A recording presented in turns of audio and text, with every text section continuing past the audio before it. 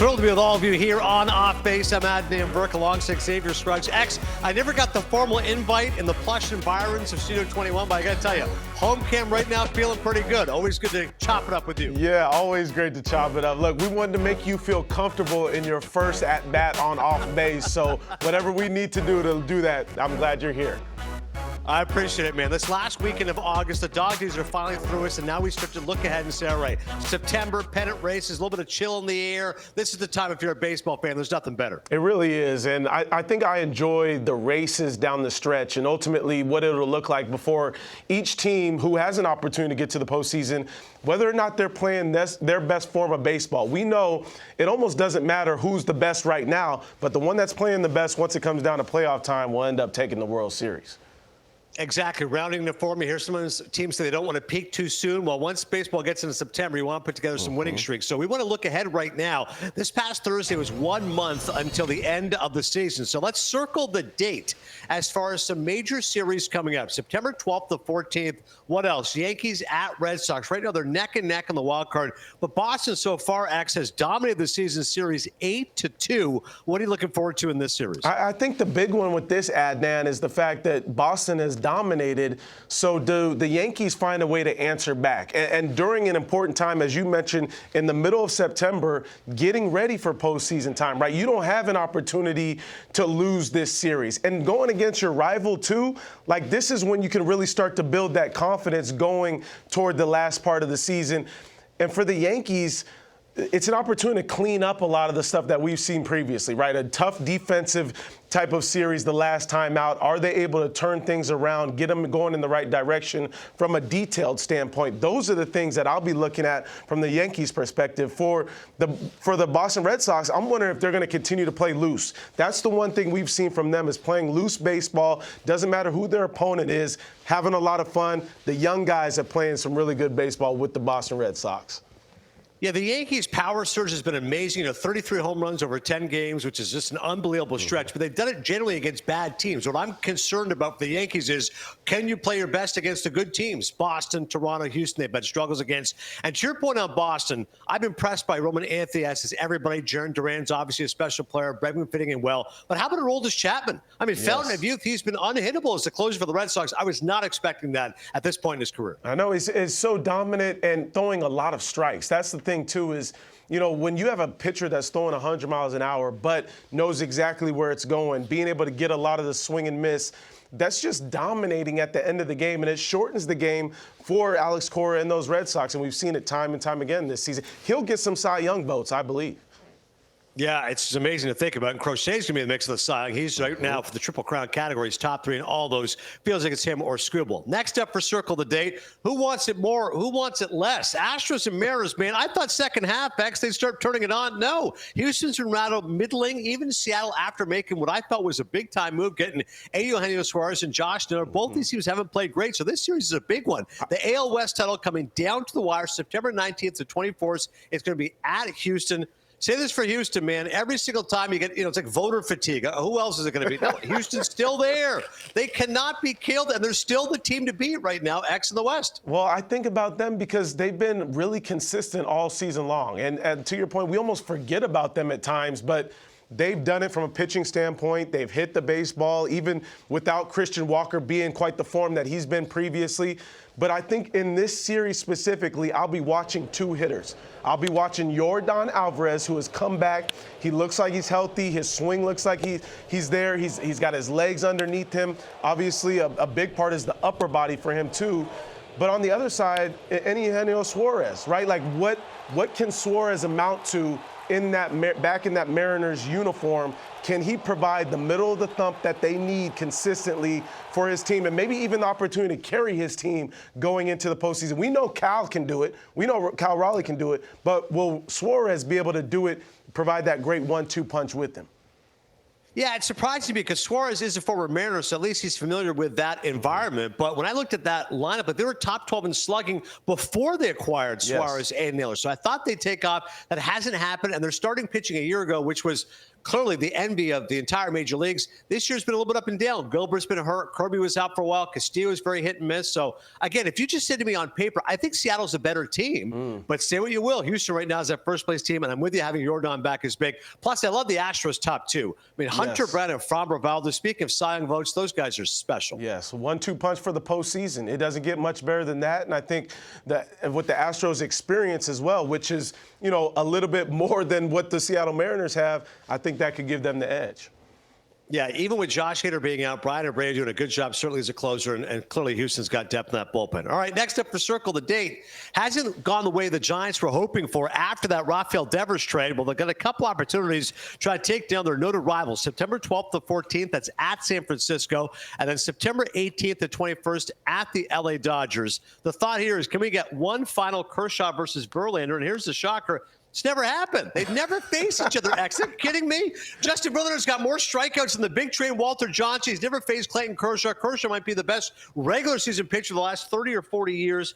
Kershaw had a sub-2 ERA in the month of August, and Verlander's numbers overall 2-10, a 4.47 ERA. Would love to see these guys go head-to-head. How special would that be? That would be absolutely amazing. I feel like they've both been pitching for 4 decades at the very least, and the fact that they've never faced each other is absolutely crazy. But I also think about, you know, turning back the time, right? We've seen Kershaw continue to show us kind of that swing and miss stuff, the ability to go deeper into some of these ball games that we may have expected. And kind of the health for both of them will be important. But I think it's going to be a matchup that they're both going to look forward to. And maybe who gets that final last laugh between the two of them, who have been two of the most dominant pitchers we've seen over the last, 2 decades at the very least.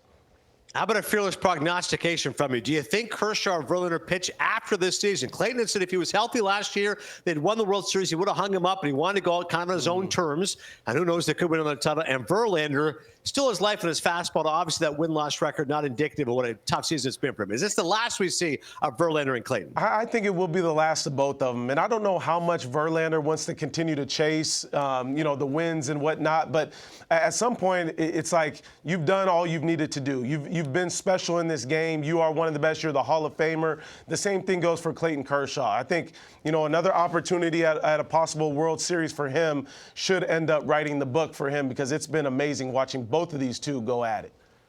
Two stalwarts, and obviously now we got young kids like Paul Skeens to enjoy and embrace. Still to come here on Off Base. We are just getting warmed up. And how about Kyle Schwarber? He used to be Mr. June. Now he's just Mr. Everything for the Philadelphia Phillies. X takes a special breakdown of Schwarber's 4-home run game for the Fightin' Phils. That's next. Don't go anywhere.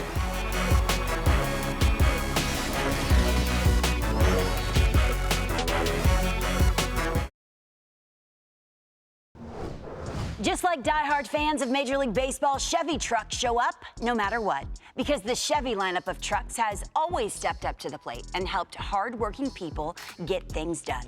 Visit Chevy.com/trucks to find the truck that can take you from the ballpark to the worksite and back again.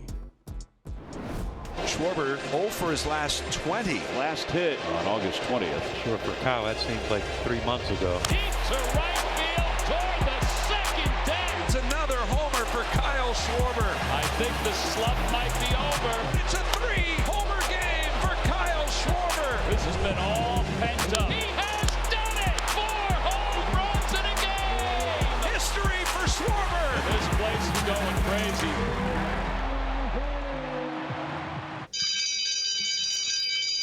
Yeah, it's time for a little bit of extra credit. I feel like me and X were good students, but perhaps the teachers can tell us a little differently if we go back in the Wayback Playback machine. It's interesting, X. When you look at this Phillies team, it's common knowledge to say Bryce Harper might be the face of the team, but Kyle Schwarber is the heartbeat of this team. Certainly in the MVP conversation with Shohei Ohtani, how is this guy putting together such a monstrous season, particularly that 4-home run game, which was awfully special? I'm supposed to be the analyst, right? I'm supposed to be able to tell you the answer to that, but continuing to dig into it, I think has been cool for me. And I want to go back to the 4-home run day on Thursday because it was special to see.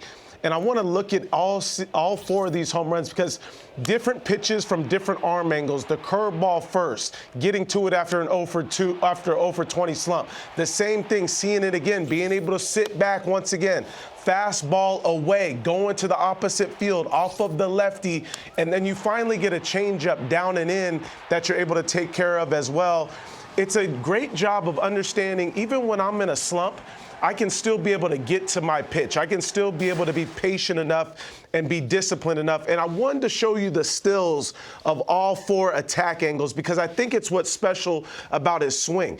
All of them in a great foundation. Look at his legs in the same spot at the point of contact. His head down on the baseball at the point of contact. The third one is actually one he's a little bit more out in front, but the barrel is still in the zone for a very long period of time, and exactly why he was able to hit it to the opposite field. So you can see the great position and lean that he has in his swing, and that's why he gets a lot of that power. I want to get into the dugout app on that third home run because I think it's special, his ability to hit to the opposite field. I'm going to start playing a little bit slow motion. You see the rhythm. You see his elbows a little bit low. I think one of the reasons why he does that is to get him in a great slot early, but I'm going to highlight the front foot going up, and on the backside, you'll see him get weight going back down into the back foot, almost to be able to create that foundation for him. As he lifts that front foot up, you'll see him get weight on that backside. And it's almost like a little bit of a lean created in his swing. The next thing you'll see once he gets into his load position is this elbow will get right into this slot. And that's the slot where that elbow started. It's a reminder for him to make sure he gets back to that spot and not to throw the barrel. It's almost like he wants to catch the baseball by being in the right position. And what that does as a hitter is it keeps your barrel through this zone a very long period of time. He'll come across this zone for a long period of time. And that way, if he catches out in front, he's able to get to the pool side. But if he catches it a little bit deeper, which he did on this swing, it goes to the opposite field. So I'll take everything away, and I'll show you once again. Watch him get into a great position with his legs. First, he's in a great foundation right there. Now it's firing that elbow and keeping it close to the body and being able to keep the head down on the baseball at the point of contact. That's why I showed you the stills of the point of contact, because he's always in this spot. And to be a great offensive player, you have to be able to duplicate your swing over and over, no matter which pitch it is. You can see him finish one-handed too. It tells you he was out in front a little bit, but still able to stay on it. Top hand down, bottom hand up, being able to keep his hands through that baseball and still stay behind it. You see that front side too? It doesn't move. He's able to keep that front leg in that same spot. There's no off balance with the legs in a sense, and that's why he's able to drive through that baseball and finish through. I'll play it one more time from the broadcast perspective because you'll see it the way he was able to release the barrel to the opposite field right there. And it's just a bomb. And of course, it's in the middle of the game, but he's so good at doing it in clutch situations. I want you guys to see this board right here because it reminds you of a hitter that first, early on in his career, struggled against lefties. Now that's not an issue. Also, he does a great job in clutch situations. Check out the go-ahead home runs. 16 so far this year. That's first in the NL. 7 game-winning home runs in that situation, tied for first in the NL. And then 7th inning or later, 19 jacks.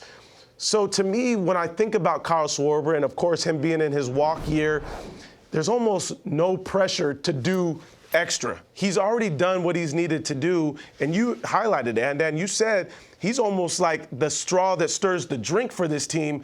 Everybody else is going as he goes, and what an explosive offensive night he had Thursday night. Yeah, great breakdown, especially, as I said, the consistency of his swing and his body positioning. And this isn't quite the Phillies' last stand, but the fact that Schwarber's a pending free agent, as is JT Realmuto, as is some of their key pitchers, right. Clearly going to be fun to see how they fare this October. Still to come here on Off Base, the podcast edition. That's right, having a little bit of wedding proposals. Everyone's talking about Taylor Swift and Travis Kelce getting down.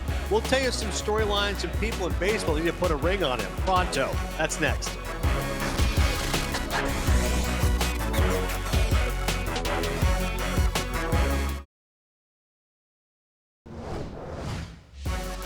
Well, if you're going through a tough time in life right now, I've got great news. These two rich, attractive, talented people have finally found love. I mean, there's hope for all of us now, okay? Taylor Swift and Travis Kelce indeed are engaged. Congratulations to them both. Over under how long it lasts. No, I'm just kidding. It's going to be great. I think it's going to be a wonderful marriage. X, I know you're thrilled for them. These two people born on third base. Congrats to them. Absolutely. It gives us a Shoot your shot. That's all I say. Shoot your shot. You never know. It allows us to use the segment to put a ring on it. That's right. We're using all the Swifties and all the Kelce fans out there to talk a little baseball topics. And speaking of putting a ring on it, how about Kyle Schwarber? X, it's unfathomable to me the fact that he's still going to be a pending free agent. He says he's going to walk here. Phillies need to put a ring on Schwarber and lock him up. And the reason why I think so, too, is because, look, if you don't have the best version of Bryce Harper, this is the next best thing. And at any point earlier on in the season, or even before the season started, if you would have told me him and Ohtani would have been 1-2 for MVP, I might not have believed you. But seeing him go out and do the things that he's done this year tells me that they've got to finalize something with Schwarber to keep him in the middle of that order for at least the next 6 years, because he will be a threat, and not just for the home run, but to also just get on base. Adnan, we know how much importance we place on getting on base. He does that at such a high clip.